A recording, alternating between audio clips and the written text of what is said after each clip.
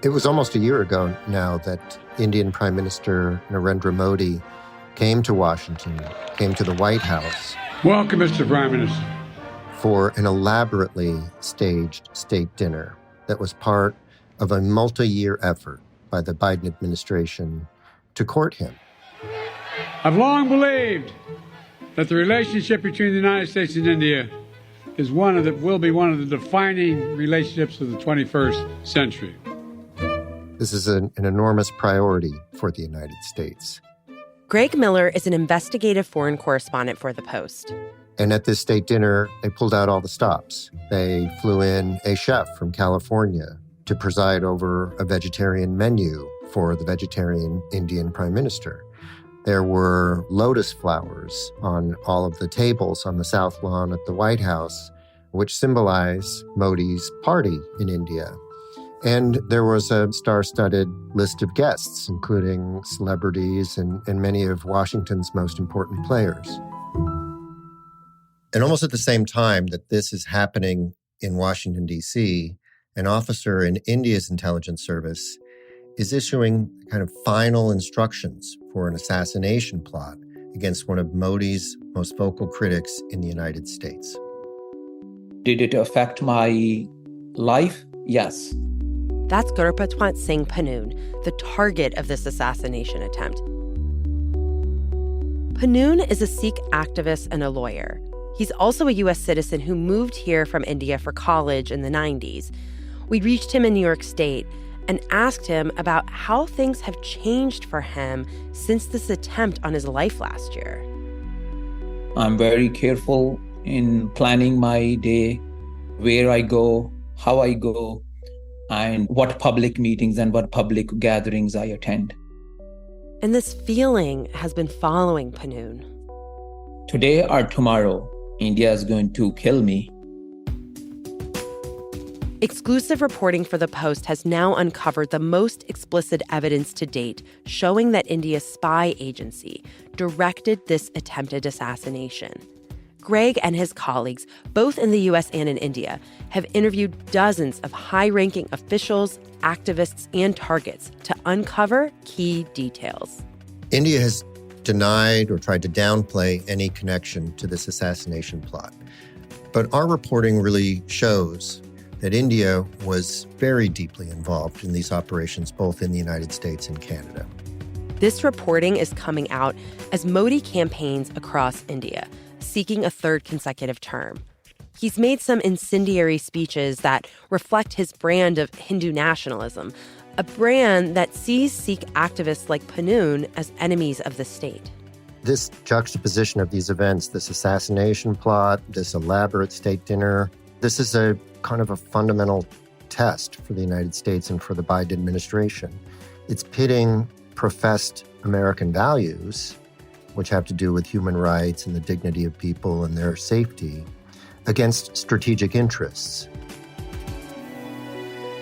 From the newsroom of The Washington Post, this is Post Reports.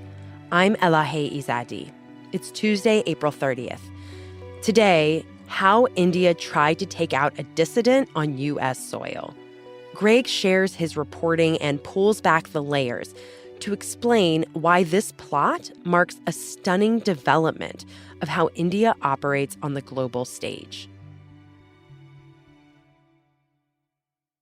Greg, hearing you talk about this exclusive reporting from The Post, it is just, in a word, it's quite wild to me to unpack and understand what happened here.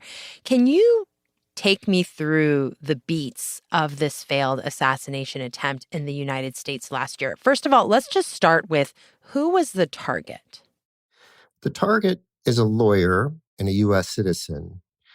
His name is Gurpatwant Singh Panoon. I'm the general counsel to human rights advocacy group Sikhs for Justice. He is a Sikh activist. He is an activist on behalf of a cause of creating a separate Sikh state in northern India. To get their separate religious identity recognized by India. So then what were the details of this plan? How did this all come together? So the plot is set in motion in May of 2023, when the Indian Intelligence Service hires an alleged middleman, whose name is Nikhil Gupta, to help them hire an assassin in the United States. Gupta is, according to U.S. criminal filings, an accused Indian drug and weapons trafficker, someone who has done some work with the Indian intelligence officers in the past. They see Gupta as somebody who can help them find an assassin to kill Panoon in the United States.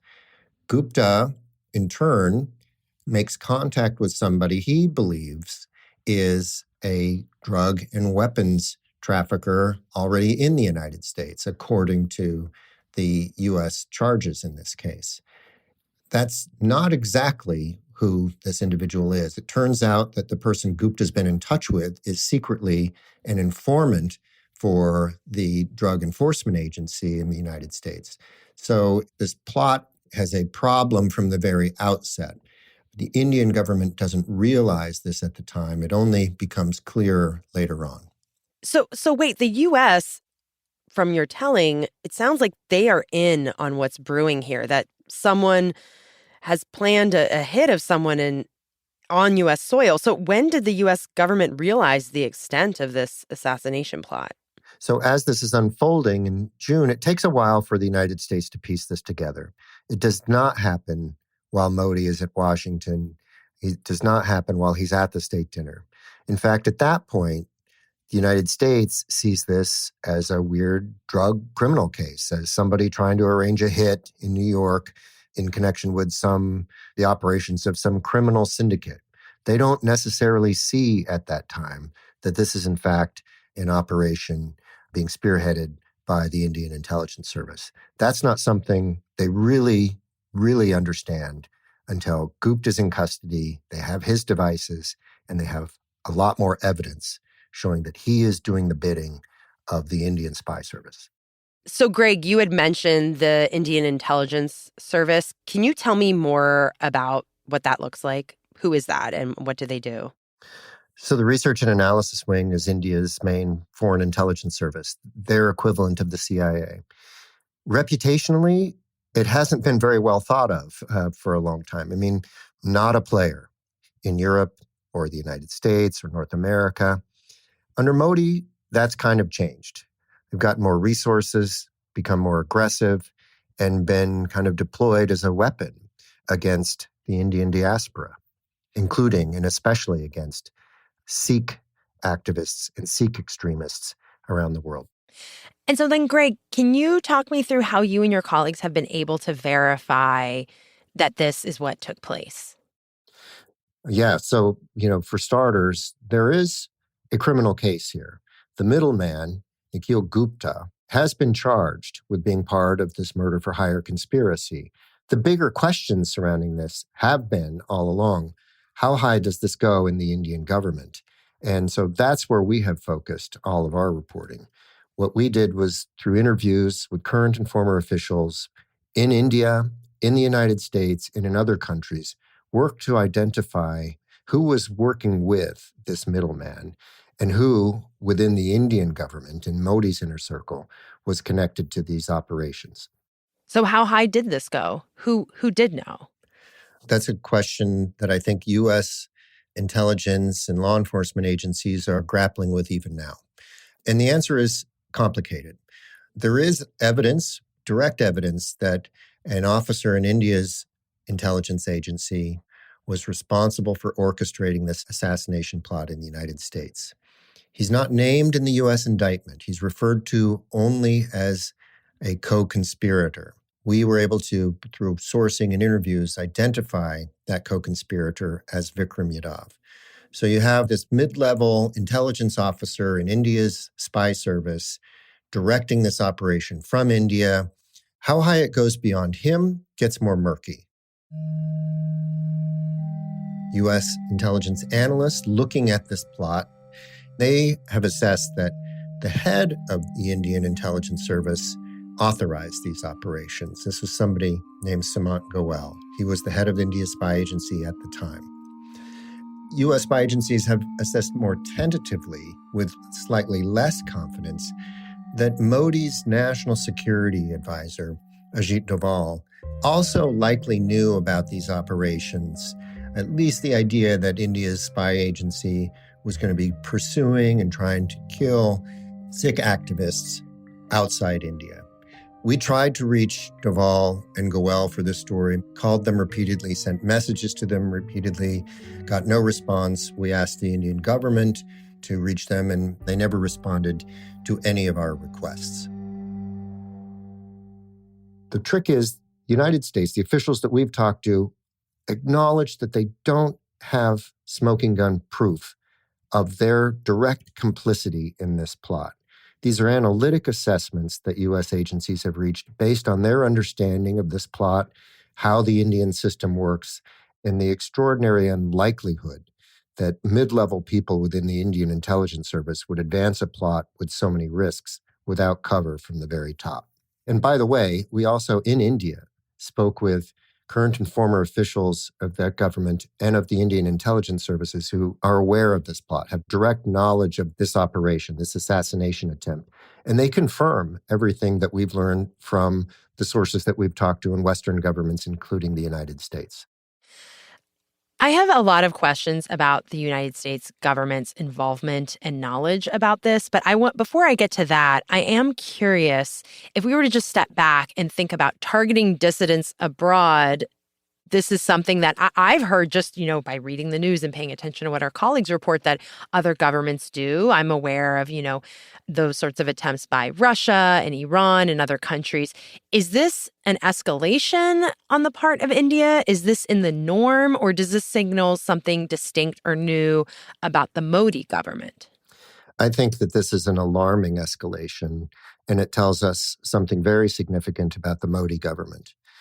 Now, India, for many years, has been accused of, suspected of, carrying out lethal operations, kidnappings in and around India, especially on the border regions of India and Pakistan.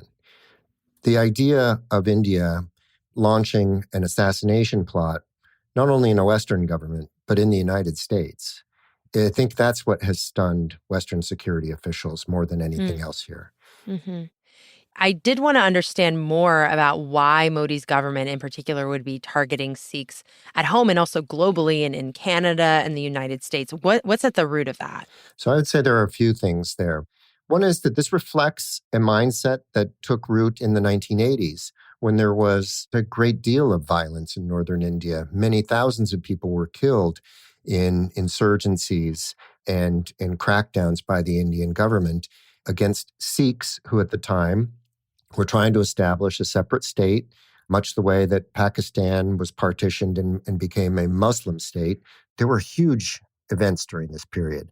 The Indian government stormed and took over the most holy site in the Sikh religion at one point. And Sikh militants responded with the assassination of Indira Gandhi, the prime minister at the time, with the downing of an Air Canada flight within a few months after that. So this was an intense fight. Where it stands now is, that Sikh nationalist movement has largely dissipated. There really is no meaningful threat in India of having Sikhs establish a separate state or carving off a big chunk of India for themselves. But Modi and many of the members of his inner circle sort of came of age during that time. Their experiences and their understanding of threats to India are defined by their experiences from that era. So they still sort of have what many Western people I've talked to describe as a disproportionate, almost obsession with Sikh activists. They just can't let go of this. I have been designated as a terrorist by the Indian government from 2019 and 2020. They declared Sikhs for Justice as an unlawful organization. They have issued a reward on my head. So what was happening in June or what happened a year before that or what is happening right now is not a surprise to me. But there's another factor here as well, and it's probably just as important, and it's a political one. Modi, of course, came to power carrying the sort of flag of Hindu nationalism, that Hindus have a special place in India, that followers of the Hindu religion, the dominant religion in India, are its most important people. And so there is political advantage for Modi to kind of demonize followers of other faiths and to cast himself as the protector of the 80% of India that is Hindu. You know, it's interesting, Greg, because I feel like especially in recent weeks, as there's an election in India, there has been attention on some of the rhetoric that Modi has, especially around Muslims in the country. And this reporting around how Sikh activists have been targeted, it's raising that thread of it for me. And it also reminds me of the news that came out, and I believe it was also last summer, of the shooting death of a Sikh activist in Canada and questions around Modi's government's involvement in that. Can you just remind us of what happened there? Yeah, so just almost at the same time that Modi's at the White House, at the same time that this assassination plot is unfolding in the United States, a separate Indian assassination plot, also carried out by the Indian Intelligence Service, is happening in Canada, near Vancouver, where one of the largest Sikh populations in the world exists outside India.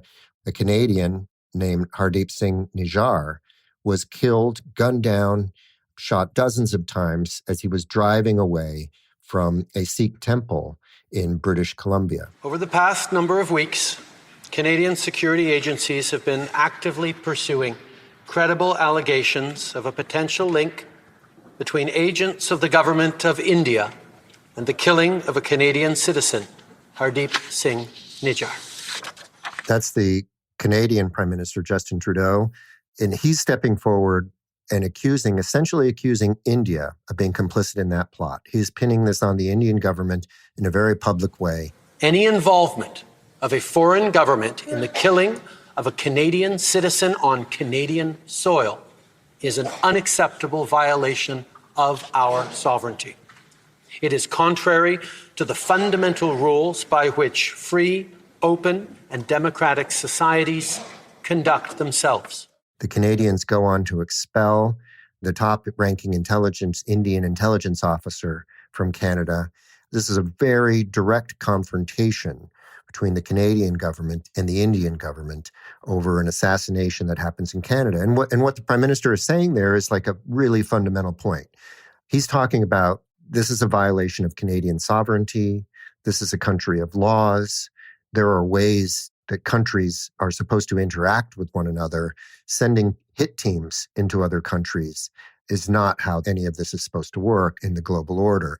Greg, what has the Indian government said in response to these revelations of this attempted assassination in the United States, and also what Justin Trudeau has said? Almost nothing. Modi has been asked about it only once or twice and has been very dismissive and has basically said, well, if anybody can show us that we did something wrong, of course we'll look into this. We're a nation of laws. We want to follow the rule of law. That's what matters to us. And the Indian government in private with U.S. and Canadian officials has been at times defiant and saying, look, you guys are at fault here. You're the ones who are sheltering people we consider terrorists. And then as this crisis sort of progressed, kind of changed tone a tiny bit and said, okay, fine, we'll do our own internal investigation. You tell us what you have. Let us know everything you know. And we'll look into this and we'll get back to you. And that's kind of where things stand now. They know that there will not be any consequence if they come and shoot Panu down. Means nobody will care, even if they would have killed me. What would have been the consequences, except for my campaign? Is US going to stop trading with India? Is US is going to put some sanctions against India? After the break, why the Biden administration isn't hitting back harder against India for trying to assassinate a U.S. citizen on American soil. We'll be right back.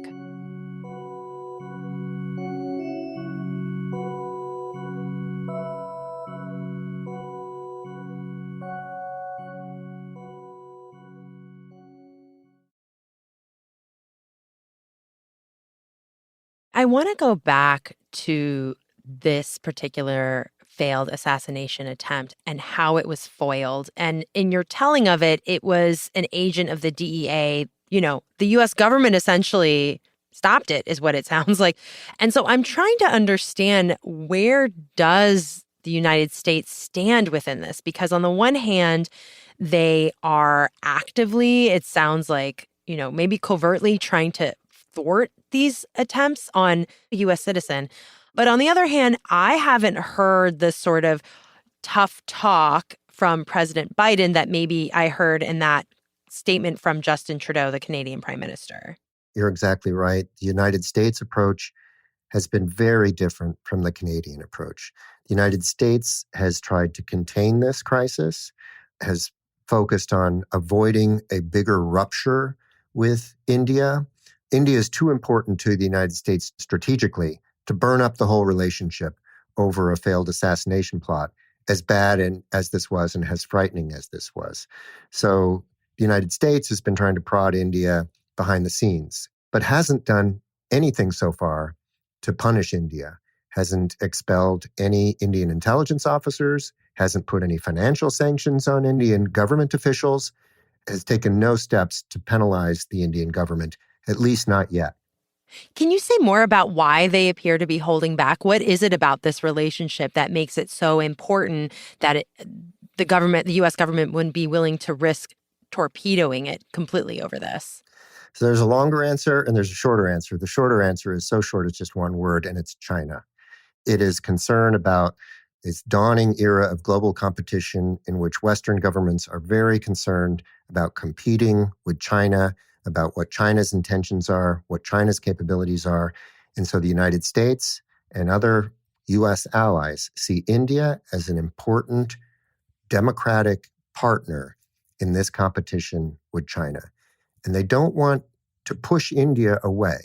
They want India to remain on the side of democracy. If anything, they would like to draw India closer into Western relationships and Western cooperation. And so that is really what's driving the United States calculations in terms of how to respond to this assassination. Are they operating anymore as a democracy as we would think of it? Yeah, no, I think that people increasingly talk about India. There's all these new terms that come up, right? So we're talking about transnational repression here, which is the broader framework for our story, where countries pursue their adversaries in other sovereign territory. But India, I think a lot of experts now talk of it as a hybrid democracy, no longer as an inclusive democracy, right? You have lots of questions about the fairness of the elections that are underway right now.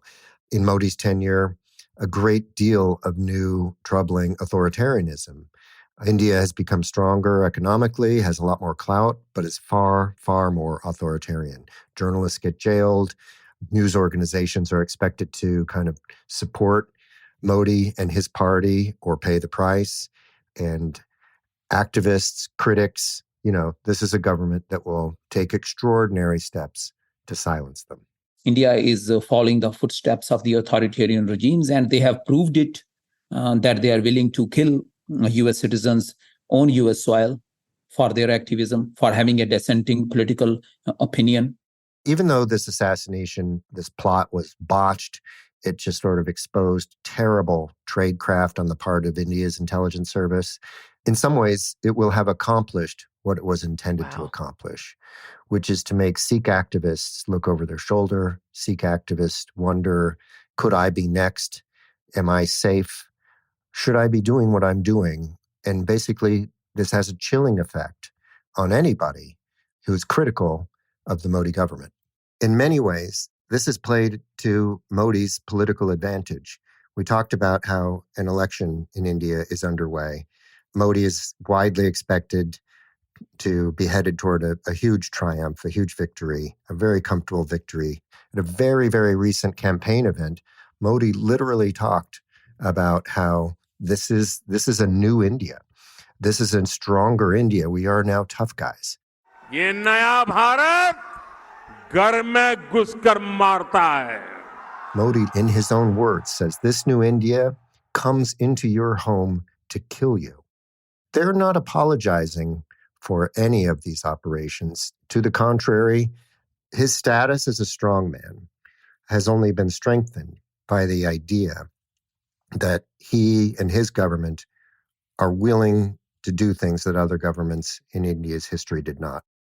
And so what has happened to the people who U.S. officials allege were behind orchestrating this assassination attempt in the United States. Do we know what's happened to them and where are they? Yeah, that's a good question. So, there are two important players here. You have this Indian intelligence officer named Vikram Yadav. He's the person behind this. He's the one who's in control of it from India. But as soon as this whole plot unravels, he kind of disappears. Then there's Nikhil Gupta, and he was the middleman who was enlisted to help find an assassin in the United States. So Gupta remains, even now, the only person publicly that we know of who's been charged with a crime in association with this entire assassination scheme. His lawyer, whom we spoke with for the story, insists that his client is innocent. His family insists that he is innocent, not guilty of this crime, and that this is all a case of a mistaken identity. And then, Greg, I can imagine, given this sort of balancing act that the Biden administration, the U.S. government is trying to walk in regards to its relationship with India, that now that this reporting is coming out and it's public and you and your colleagues have uncovered it, what has the administration said to you about it? And is this throwing a wrench and complicating, do they not want this to become public? Something happened in this story that was a little strange to me as we came closer to publication. And it kind of gave us an additional sense of just how nervous the White House has been about this and how concerned the White House is about the potential to harm the relationship with India.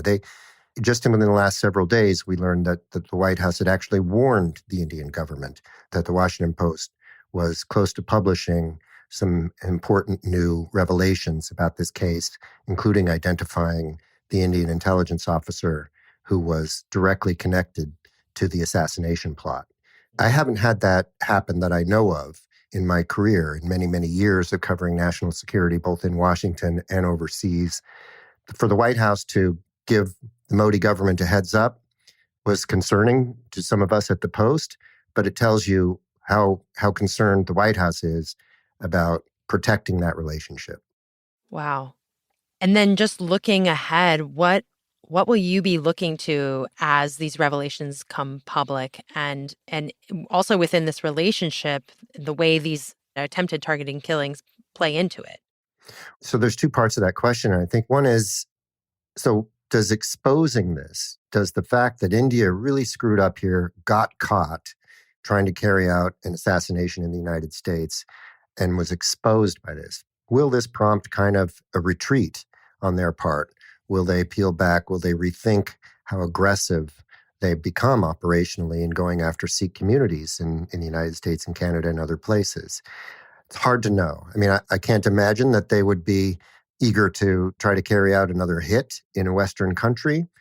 But one of the things we've learned from this case was that they had a list. They had a list that was perhaps 7 or 8 deep of others that they were hoping to kill once they took care of Panoon. The other thing is just sort of, how does India resolve this in its relationship with the United States? I think everybody we talk to believes they're going to have to sacrifice somebody. They're going to have to... Like someone has to take the fall. Almost. Yeah, somebody has to take the fall in some way.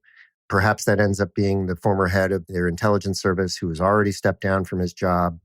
But there's reasons to think they might hesitate to do that. The thing to remember here is that Modi and his government, they feel like they have the leverage in this relationship with the United States. India maybe was treated as a second-tier country for a long time. I don't think they see themselves that way anymore, and I don't think they're interested in tolerating that kind of mindset. And Greg, where does this all leave people who could be on that list you mentioned, the people who could be targeted by the Modi government? Yeah, well, I mean, so we know of many other people, many other Sikhs in the United States and Canada who privately have been given warnings by the FBI or by Canadian authorities. Look, you might be targeted, you might be in danger, you should know, you should be careful. One of the bigger issues here is that when you look at this and you step back, you see India, which now is the world's most populous country, the world's largest democracy, engaging in conduct that we in the West normally associate with the world's sort of most repressive regimes, Russia, Iran, North Korea, Saudi Arabia. India's decision, apparent decision in this case, to pursue actions that are associated with those kind of autocratic, authoritarian governments is really troubling. But in reality, it's part of a broader trend. Authoritarianism, autocracy, nationalism, these are trend lines that are rising in many places around the world, including, some might argue, in the United States. And what these political developments bring with them is more behavior like this, less tolerance for dissent, greater willingness to use the tools and levers of power of countries to pursue adversaries, to silence critics. And this is happening in many, many places. And so this case spotlights a really important thing that's happening elsewhere in the world. And it also makes me think about how to governments like this, these dissidents, from their perspective, pose just as much, if not maybe more of a threat when they're abroad than when they're in their own home country. Right. And there are other compounding factors that help to explain that. So it used to be dissident or diaspora populations were out of sight, out of mind. They were abroad. They were far away. What was happening there didn't matter so much to the governments that they had fled. But now, because of social media and spyware, these activist populations in Vancouver, Canada, can continue to agitate and continue to attract the attention of governments half a world away, like in India. And there's an enormous challenge for countries that have refugee populations or exile populations in trying to protect them. With more governments willing to try to silence them, pursue them, harass them, surveil them, it creates a new burden for countries that are open to the arrival of exiles and dissidents and people like this, and trying to keep track of them and protect them. It's a big job.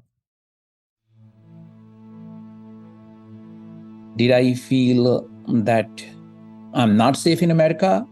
Safety is a relative term right now. I don't know how to define whether I'm safe or I'm not safe. The only thing I can vouch here is that I'm not going to stop. Well, Greg, thank you so much for joining and sharing your reporting with us. Thanks so much for having me on. I really appreciate it. Greg Miller is an investigative foreign correspondent for The Post. There are two other big stories I'm watching today. First, the judge overseeing former President Trump's hush money trial in Manhattan has found Trump in contempt for 9 violations of the court's gag order. This stems from comments Trump made about the trial in Truth Social posts and in his campaign materials. Judge Juan Merchan issued a $9,000 fine and warned Trump that if he kept violating the order, the judge would consider putting him in jail for the violations. And the second story, pro-Palestinian protests on college campuses are escalating. Now in Columbia University, students are being suspended for refusing to leave a campus encampment. Then this morning, student protesters declared that they've taken over a campus building. Meanwhile, 79 people were arrested in Austin related to protests at the University of Texas campus there on Monday. Authorities said almost all were charged with criminal trespassing. Across the country now, there have been over 1,200 arrests at these protests over the last 2 weeks. That's according to tracking by The Washington Post.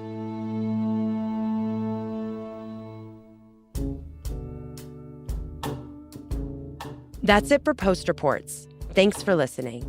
Today's show was produced by Emma Talkoff. It was mixed by Ted Muldoon and edited by Monica Campbell. Thanks to Peter Finn, Jerry Shee, and Ellen Nakashima. There's one other thing I wanted to call your attention to. This is something that I have found super useful in my work as I'm trying to read all of the great reporting on the Washington Post's website.